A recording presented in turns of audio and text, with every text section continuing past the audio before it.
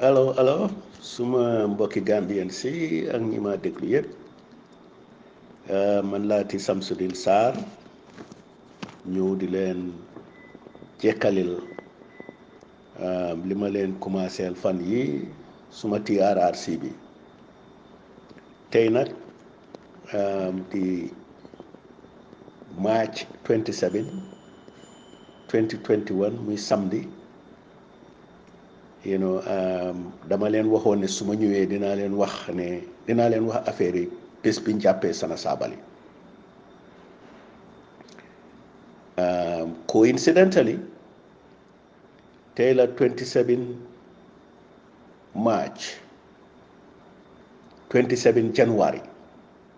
lañ jàpp Sana Sabally just like man itam 27 July la ma Sana Sabally jàpp dugal ma kaso bi waaw mu nekk nag lu kéemaande waaye balaa ñoo jàpp Sana Sabally explainal naa leen incident bi ñoom yëfi bési 6 septembre li happenon ak drama bi happenon bés boobu ñaawteef yi fa gaa yi def ñeneen ñi nag dañ ko jàppee woon ne ñu doon xuppa rek waaye man dama foogoon ne maa si Edward gi ñoom especially bi ñu kii waxee ne Alaaji Kante waxee ne mu ngi doon fight tutal niil pour ñu rey ñu ne guddi googu ni mu doon mañeeroo àndu tasagoom moo gaayam yi guddi googu accident mënoon naa am te su accident amoon li mu doon ut dinañ ko am waaye man nag xamoon naa ne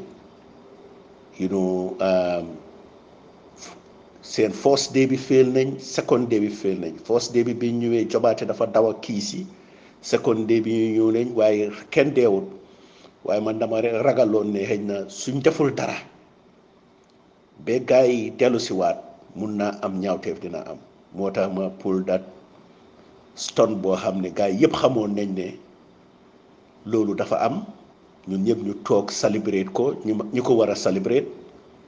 waaw am na ñoo xam ne nag waxuma leen ko parce que óoluwuma leen woon te wax naa ci ñu mel ni Kambi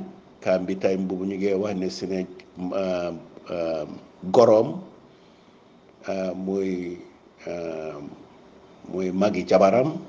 Koro Ceesay mooy woon minister of finance te ñu ngi toppatoo pour génnee ko te moom sax dafa ñu doon wane mistake la woon rek waaye moom he was ready to go back pour liggéeyal nguur gi ñun ñëpp dañ waxoon ne duñ liggéeyal ci nguur gi waaw loolu lañ doon xelaat ne suñ génnee parce que ñun especially capitaine yi biñ release octobre capitaine yi ñu release senior officers yi ñu release yëpp dañ leen retire ñoom capitaine Sonko Kañale Manso yal na ko yàlla yërëm ak ñoom capitaine Wilson xam ngeen ne Major Chris Davis ñoo ñëpp dañ leen génnee senior officer bu ñu génnee daal soo ñun ñëpp dañ ne woon dinañ ñu génnee suñ ñu génnee itam duñ dem fenn so waaw ba November 11 am bi amee li am yëgoon nañ li xew rey bu ñaaw bi amoon waaye li ma wax rek mooy yëfi coup d'état la coup d'état soo ko togga reyante la moom la duñ ko dee jàngale moom laa wax ni di dem naa military school si yëpp jàng naa fu nekk military read naa military books yi ba musuma gis fu ñoo tijjee affaire coup d'état parce que loolu dañ ko génnee out of our minds dañ ko génnee ci mindset yi military bi so because xam nañ ne amul Geneva Convention amul lii amul lay coup d'état soo ko togga daal pare la deewoo la amul kaleen ñu arrestante reyante la moo tax su amee su nit di wane waaw lu tax joo leen seen human rights da nga xamuloo li ngaa wax rek ñoom TRRC bi léegi ñoom docteur Cissé ak boppay golom boobu ak ñoom Essa Faal li ñoo wax xam nañ ne xamuñ li ñoo wax sax parce que coup d'état is nothing loo xam ne di nga ko mën a imagine ci sa xeet bi moo tax su taxawee reyante la so November 11 reyante ba fa am coup d'état la so duñ ko mën a reason out loolu borom xam-xam yu bëri ñu war a toog ñu reason ko out and not yëfi kolosaar yi yëfi TRRC ni nonsense yi coup d'état yi am ci dëkk bi ci àdduna si raada ñaawteef ci fa nem Ghana Nigeria Sierra Leone Liberia ngay wax dëkka Somalia foo xelaat rek coup d'état rafetu so nañ ko tegee foofu so waaye nag li ma wax rek mooy ne after that reyante bu méttee fa am man nag dama foog ne ci la Sana Sabally lose his head parce que da jàmbaar la ba mu reyee ñoom sëy rey ñoom copine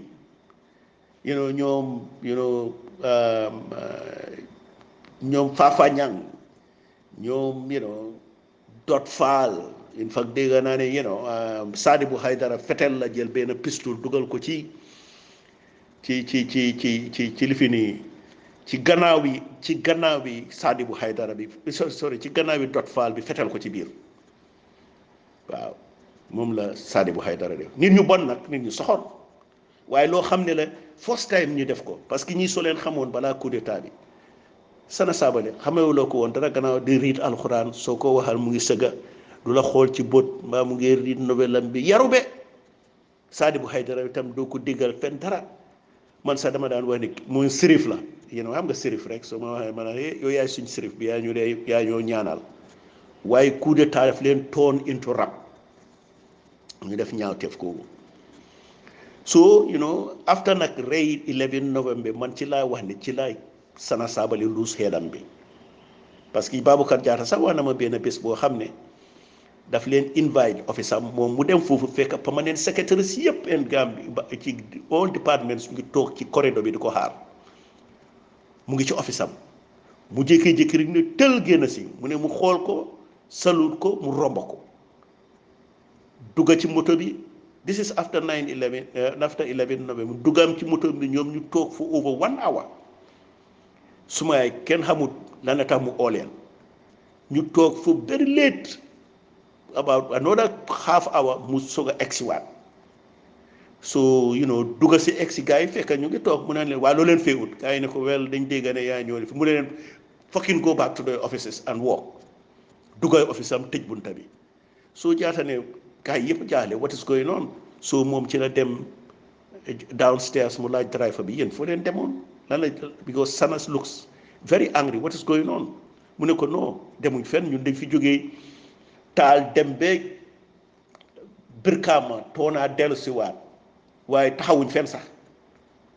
so jaata ne moom dafa dooroon di question sax ne waaw kii moom boppam bi la na ci nekk waaye time boobu àndaatuta sagoom te time boobu suy dem noonu nag dañoo suip yoon bi kenn du fa jaar ku fa taxaw ci yoon bi na la fetal ci sa tànki moto bi oo ñu wàcce dóor la so moom Sana Sabally ñu ngi wax ne waa defut coup d'état dañ ko sosal càppa ko bitré ko non Sana Sabally suñ ko téewutoon civil war dafa am ci dëkk bi man bi ma génnee British High Commission bi ka fa nekkoon wax na ma loolu mu ne ma Sana Sabally demoon nañ level boo xam ne international community bi ñu ngi doon plan to do something about Gambia billahi léegi la ma wax because of yu bon yi mu doon def saka amoon na benn docteur bu nekkoon MRC dama fàtte turi docteur bi waaye ma courant la I don't know waaye dégg naa dafa jam feteli tànki motoom bi and def yu ñaaw loolu dafa naxari di British seriously ci loolu so kenn mënu ko woon a contrôle waaye to cut a long story short on the 26th of January ñun prison officers yi day ñëw they were very excited because he was a hero ci prison officers yi nag soo wee Sana Sabally kii moo toppatoo dëkk bi maa ngi re moom benn paa bu ñoo wax jaawandoo benn prison officer yal na ko yàlla dem gaañu na moom itam ku soxoroon man xale bii moom ma neex kii liggéey rek dëkk bi yëpp liggéey rek daf ñu doon ñaawal daal sotof di ñu wan ne lock nañ ñu up waaye that day even 5 lañ ñu dee tëj waaye foog naa ne around 3-4 o'clock ci la gars yi ñëw nañu tey ñun dañ am xew prison officers yi ñoom David Colley ñoom jaajoog ñëpp ñu excited be ñu ne leen doon xew ñu ne Sana Sabally dafa ngénte because moom bi moo nekk second lieutenant dafa biiraloon benn jànxa foog naa Brikama amut xaalis pour ngénte ko mu def ko ñambo ñambo li ñuy wax ngénte like tur bi rek so bi mu nekkee nag vice chairman ñu ne mu ne dafaa def ngénte bu mag gaa yëpp ñu ne ñu ngaa dajalee ju biir kaama li nga naa mu dem foofu sax display fa nonsense waaye bi moo ñibbisi ñuy sup yoon bi di nga naa Peter Singate daf ko toppoon pour just to naka la tuddaati pour mu also exploit the clear way pour mu teel a ñibbi pour bu mu am traffic jam daal so mu toppa ci gannaaw ci seen moto bi mu dem ba ca kanam laajte kana leen toppa noonu ñu ne ko Peter break mu ne ñu wax Peter ne ko for the next 1 hour for the next mile mu ngee drive su ko gisee ci gannaaw dina wàcca mu RPG ko dina blow kaam bi so bu mu ko toppa so Peter keroog nag foog naa ne bi mu demee ba wax ko Edward ci la gars yi wax ne nag kii foog ñu saakal ko pexe because kii dof la ba pare dafa demoon ay amori la dugaloon ci këram ga façon ngi weapon bu nekk mu nga woon këram fa wat kenn mënu ko stop ci lañ ko sàkkal pexe because suñ ko sàkkalutoon pexe ni ko doon ku Sana Sabally daf doon garaaw yi da mun na noonu def lu garaaw ci dëkk bi so ci lañ ko jàppagu moo Sadibou Hydara ñoo daan ànda ñu indi leen waaw 27 nag as usual prison bi soo toogee ba 7:30 ubbi wuñ leen pour ngeen génn dem si yóbbu seen cemba pot yee clean up yooyu ngeen xam ne problème am na ba pare another thing lu laa mën a confirmal ni problème da ngaa yurnu nga seet ci watch towers yi soo gisee soldat yoo xam ne ñu ngi ci kaw especially ñu bëri fa nga xam ne problème am na so all those things ma xëyee ci suba ma check ko ma ne waaw something must go down today so ñu toog ba boori 9 o'clock rek ñu dégg a coow li ci bunti confinement fence bi because confinement dañ ko separate from the rest of the prison dafa am fence am ak bunti weñ yu rëy boo xam ne it's like high fence soo demee suñ nga jàppee ci façon yooyu nag da ngaa xool ni ngaa escape waaye very difficult pour nga escape from confinement man moo tax may doon ñaan ne bi ma doon ak noonu ñu yóbbu ma suñ ma évacué toon yóbbu ma ci lopitaan ur na ma ni dinaa rëcca so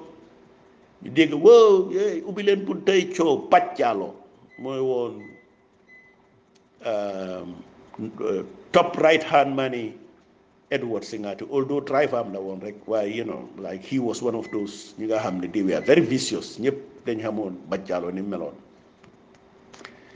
and moom it gaañu na yal na ko yàlla yërëm moom itam waaye bii gars yi dugasee sumay wow man nag ci walkway bi pour dem ci beneen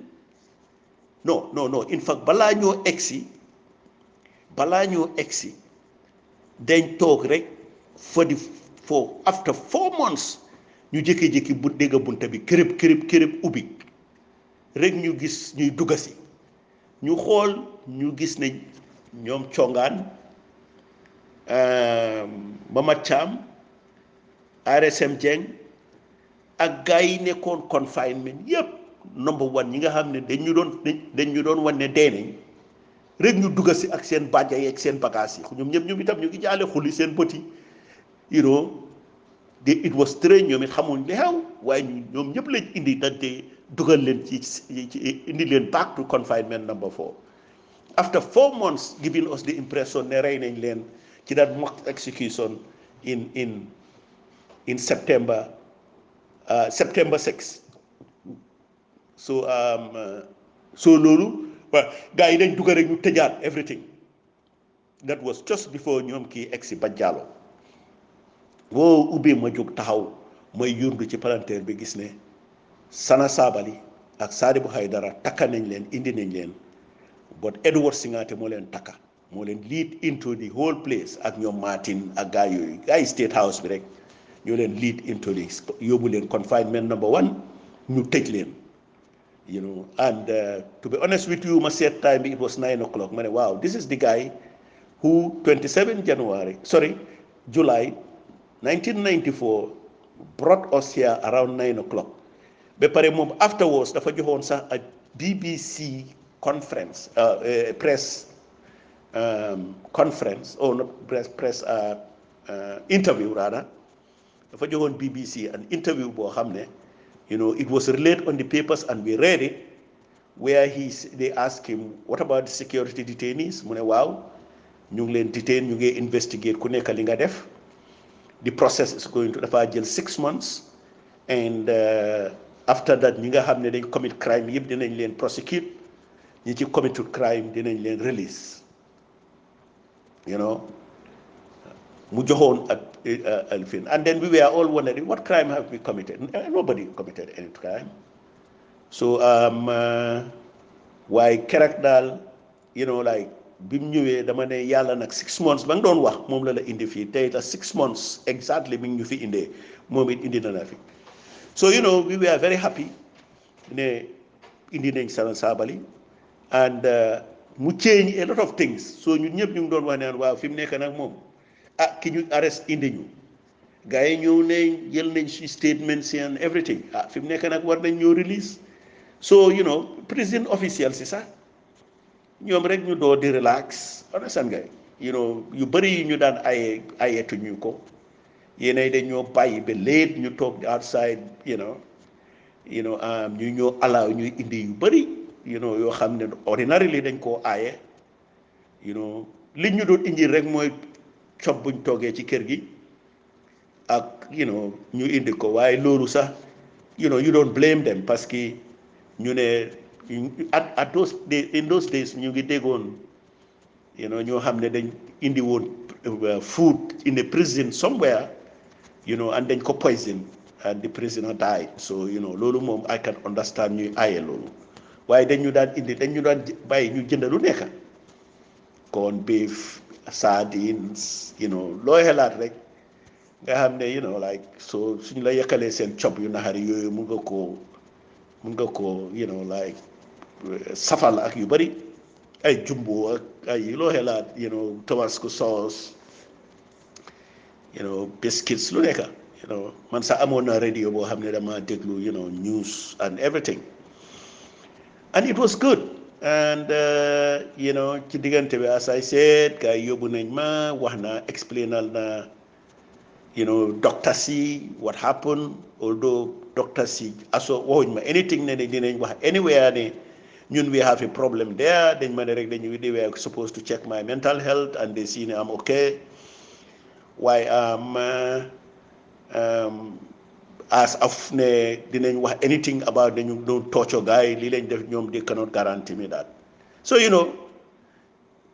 so imagine loolu medical doctors ñoo xam ne they are supposed to be decent conscientious am lu nekk ma wax leen something that serious of that nature kenn mënuma assurer dinaa def dara ñoom docteur Guèye docteur Jones yal na ko yàlla yërëm ak yeneen doctors so life am mel noonu rek we have to swallow it buddy tough times lañ woon rek but as they say tough times they never last it's the tough people who do so we were surviving so and after that gars yi defoon 9/11 coup d'état bi te survive ñu ngi leen dencoon ñu ngi leen jàppoon Fajara barracks non Yundum barracks ñoom ñëpp lañ indi mile 2 and there was this guy Sergeant Manjang koo xam ne he was very good playing Scrabble man moom dañ daan play Scrabble so kooku moom moo wax everything literally li xewpoon 11 November coup d'état bi nañ ko plané although mu ngi claim ne like everybody bokku ci woon waaye it was a true coup d'état ak ñi ci bokkoon ak bés bi leen a rey ñoom ñëpp a ngi ci seel bi dañ doon añ when they came collect ñoom sey ak officers yëpp and took them away and then later on bi ñëwee ñoom EMC se lañ mujjee rey ak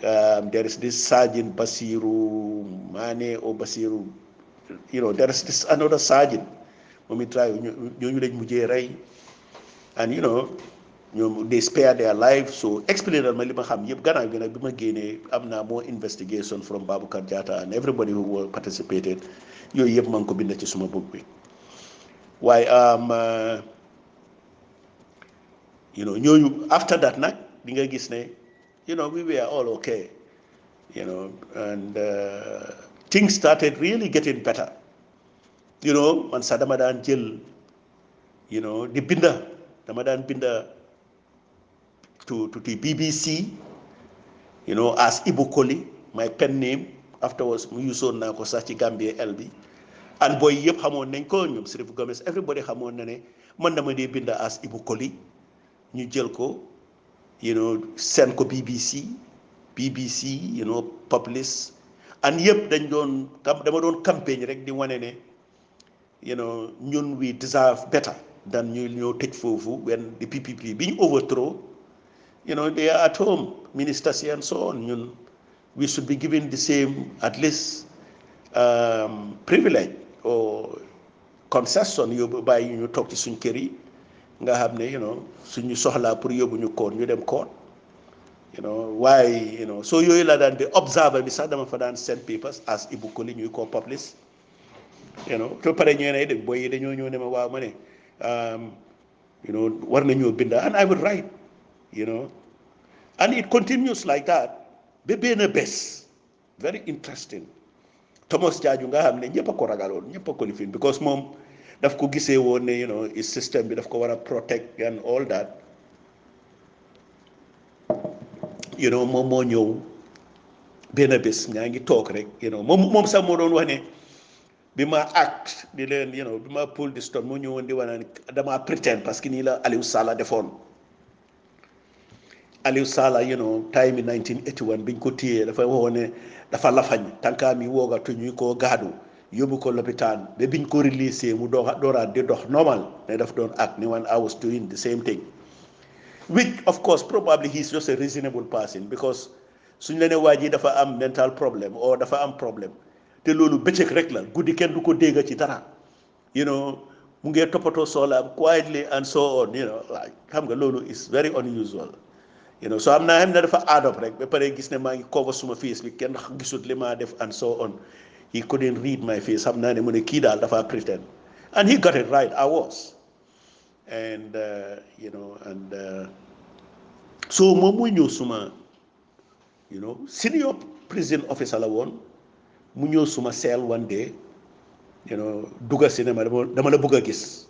let's go to your place ma ñëw ñu dugga tëju ma close ñu toog man I was shocked dama foogoon sax daf ma ne ma ne yëg naa ne yaa ngi denc ay bagage fii yaa ngi fi amee ay rajo ak yooyu soo lii la waaye daf ma ne I have a message from Yaya Jammeh the president ma ne ko yee mu ne ma yee mu ne ma wax la ne bul worry he is going to release you very soon and if he does dina make sure ne he will do something very good for you just put that in your mind billahi lii la ma Thomas Jaaju wax so mu génna I was happy but not very excited because trust ma woon Thomas Jaaju you know dama ne rek all right let me just take this with a pinch of salt you know xaw ma ndax li ma wax dëgg la or not waaye I will just accept it it is a possibility waaye from that time ma door nag also di map out a strategy ma ne su dee lii from Jammeh la jógee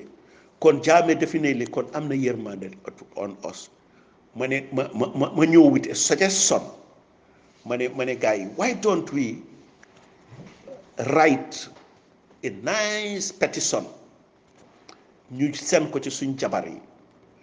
jabar yi dem meet the junta or meet the council appeal on our behalf wan leen ne ñoom they have been contacting us gis nañ ne ñoom ñun ñëpp a ngee wax ne defuñ dara and that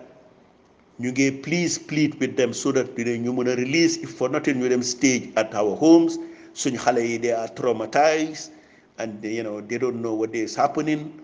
and you know if it is a trial that is not yet decided su jotee ñu dem te Sana Sabally bi noonu wax ne daf ñoo try ñu ngi ko tëj you know and you know just to ma ne leen lii I think ne if we do it we should be able to get something out of this kay oh yeah sir that's a good idea ma ne okay kon man dinaa ko binda you know and I wrote a nice you know petition you know as if ne suñ jabar yi ñoo ko binda you know ne ba pare ma ne leen suñ demee nag suñ jabar yi dañ koy yóbbu ci everybody ñu sign ko so I send the paper to my wife so suma wife ma ne ko ki ma ko njëkkaa recommend daal mooy ne na dem ci yaa baajen mooy woon jabari Kambi because kooku time boobu Koro Ceesay mooy woon the minister of finance ma ne kooku su ci bokkee ak ñeneen because time boobu itam jabari Sonko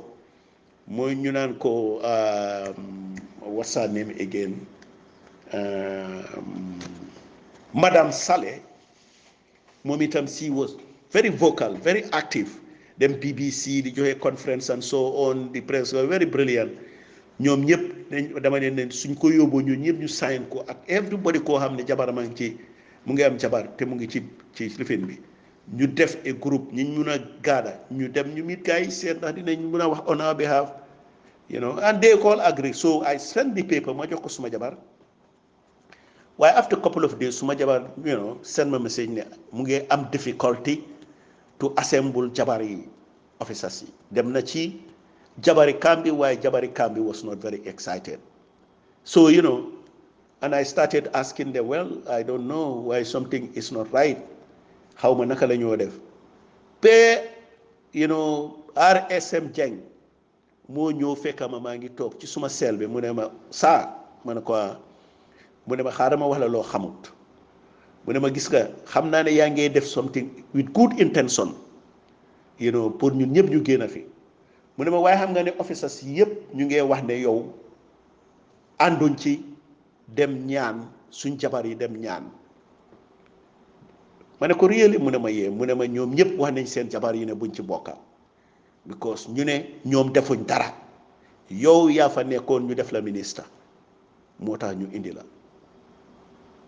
you know lii nga def kenn xamuñ ko waaye ñoom defuñ dara soo ñoom duñ ñaan te dinañ fi génn you know so you know man ci laa soga ne waaw on the whole ñii nii lañ mel so ma send message to my wife waaye before that ma toog ma ne leen dama xaar bañ tëju ñun ñëpp ma ne leen waa dégg naa ne in fact dama dem di leen wóor ñu ku ma ci laaj rek yes ku ma laaj mu ne ma non man am you know man Sarr man defuma dara ma ne leen ay serious so yéen da ngeen foog ne man dama def dara well ñun xam nga you know dañ ñu jàpp rek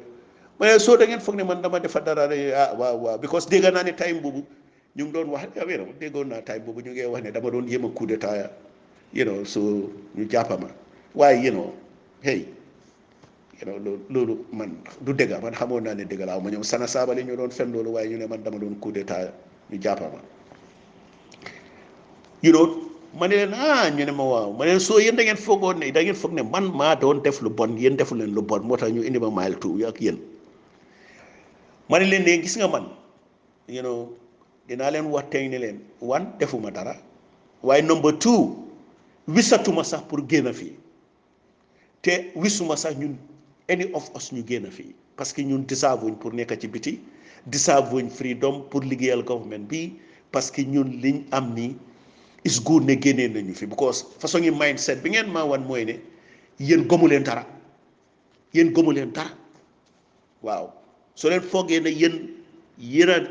a innocent man maa guilty kon yéen gëmu leen dara waaye yàlla tax li yàlla tax mu indi ñu fii moo ko xam te man I am ready from now on ba am transition bi 2 years I am not interested in even leaving this place suma mind and heart I am very comfortable living here and I will be happy to live here for the next 2 years hard suñu amee a new constitution ñu bàyyi oo ñu yóbbu ñu court because su amee démocratie dina am ci dëkk bi because léegi military government la benn dinañ ñu bàyyi oo ñu yóbbu ñu court waaye yéen xam ngeen ne man caajuñ ma dara biñ ñëwee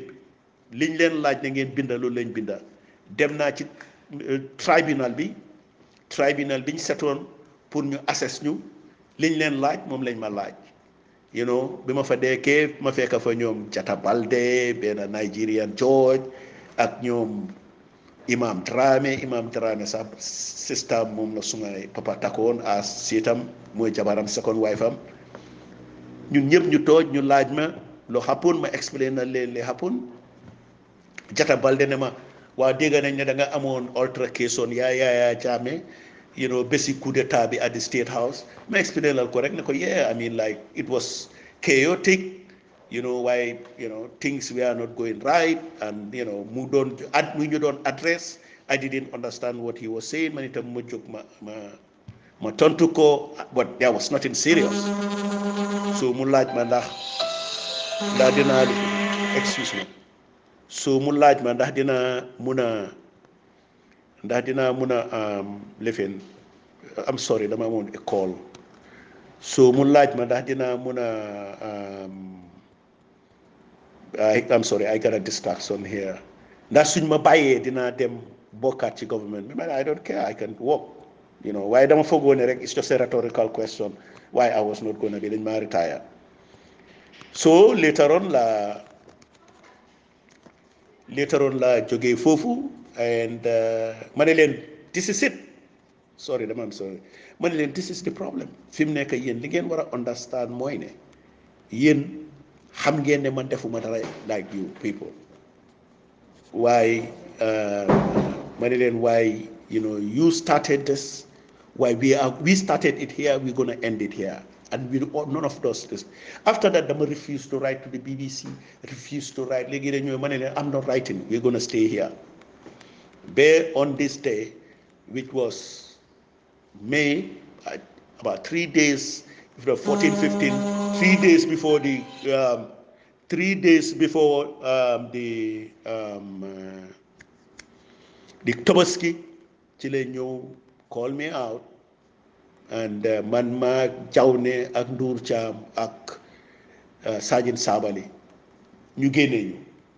ñu and yóbbu ñu, and they reinstated me to the army. Before I know it, I was a deputy army commander.